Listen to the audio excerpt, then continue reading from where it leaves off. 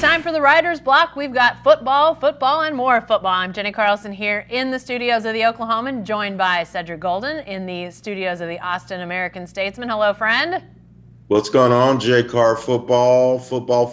All the time this week. I know NBA preseason starting, lots going on there. I know all of that, but so much football, especially in our two markets and for people in our neck of the woods with OU Texas or Texas OU, whichever you say, whichever side of the river you're on is the determining factor. But this rivalry game this Saturday at the Cotton Bowl, Cedric, it's got everybody buzzing in our neck of the woods and Big 12 country and really around the country because of the standing of these two programs. This is going to be a fun one. A couple of teams that are aspiring for another Big 12 championship, probably to try to meet again in the Big 12 championship game. When you look at these two teams in the matchup this year between the Sooners and the Longhorns, what's important in your mind? What's going to determine who comes away with the golden hat on Saturday afternoon?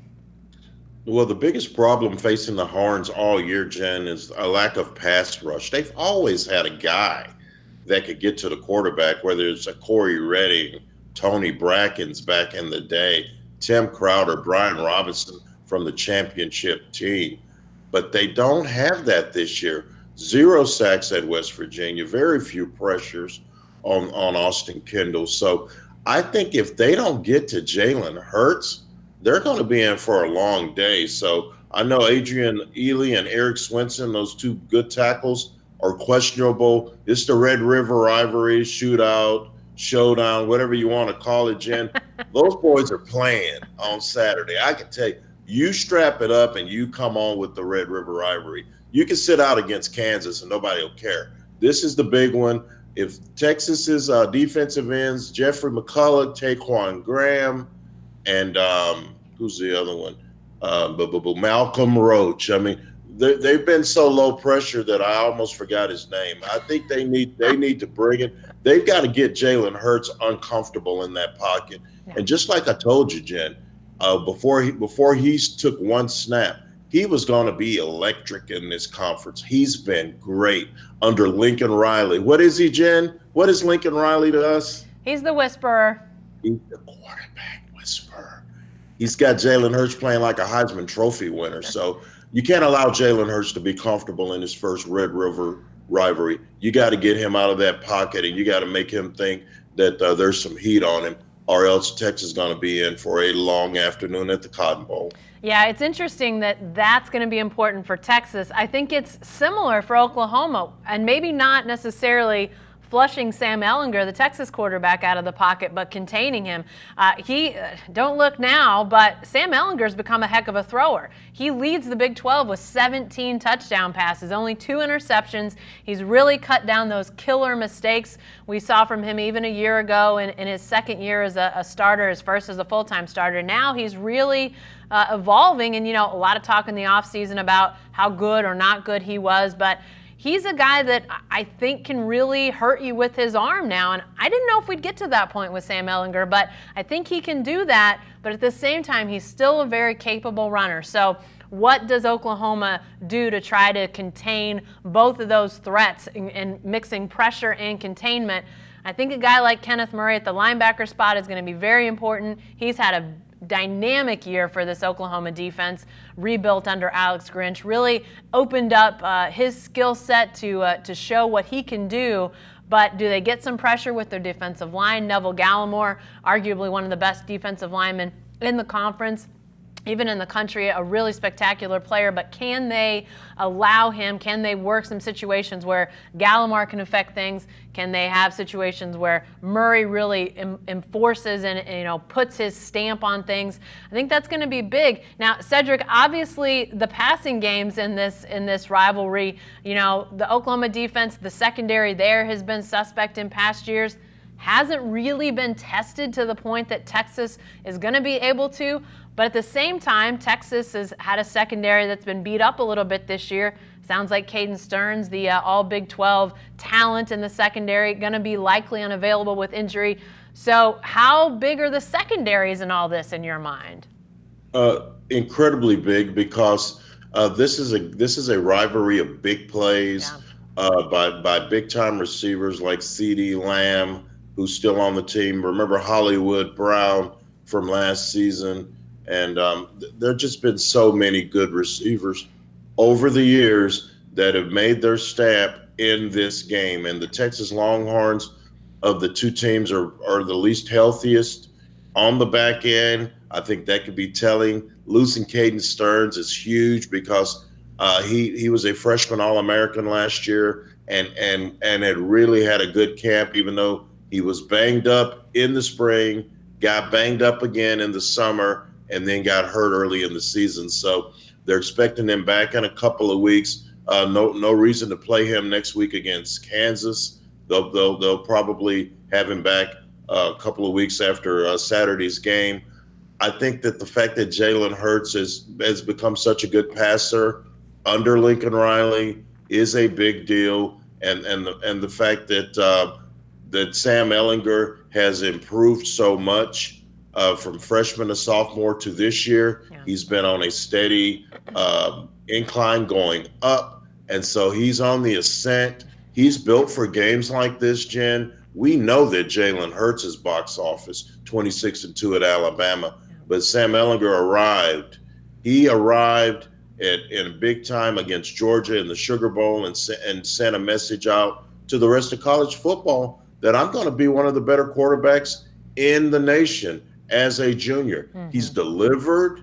This is going to be another big game from him. Remember last year when he took over that game early and OU spent most of the day coming back down 45-24 in the fourth quarter? That was all Sam Ehlinger, accounted for 5 touchdowns. So I am excited about the quarterback matchup. In past years, the team whose quarterback has played the best, i.e. a Baker Mayfield, a Kyler Murray, usually, and then a Vince Young back in the day, Colt McCoy outdueling Sam Bradford in 08. Those have been the guys that have won the game, that have worn the golden hat. So this game will be very important for the secondaries, but it's all about the quarterbacks, Jen. Yeah, and I think it does in games like this. You got to have your marquee guys play, and there's no more marquee than Jalen Hurts and Sam Ehlinger. I mean, that's just the truth. I do think it'll be interesting to see, as it relates to their passing, both really, really strong in the passing game, but both very capable of running. We've seen Jalen Hurts really carry a load in a lot of ways. Oklahoma's still getting really good production out of their running backs in terms of per carry yardage, what they're getting from both Trey Sermon, Kennedy Brooks, who was not available a week ago at Kansas, but expected to be back after he took what looked to be almost a season-ending type of hit in the Texas Tech game, but they wanted to be cautious with him. He's expected to play, but then, you saw Ramondre Stevenson play in the Kansas game. He looks Samaje Perine-esque, but yet it's been Jalen Hurts carrying a lot of that rushing load, and what can he do to affect the game with his feet? What can they do with the running game?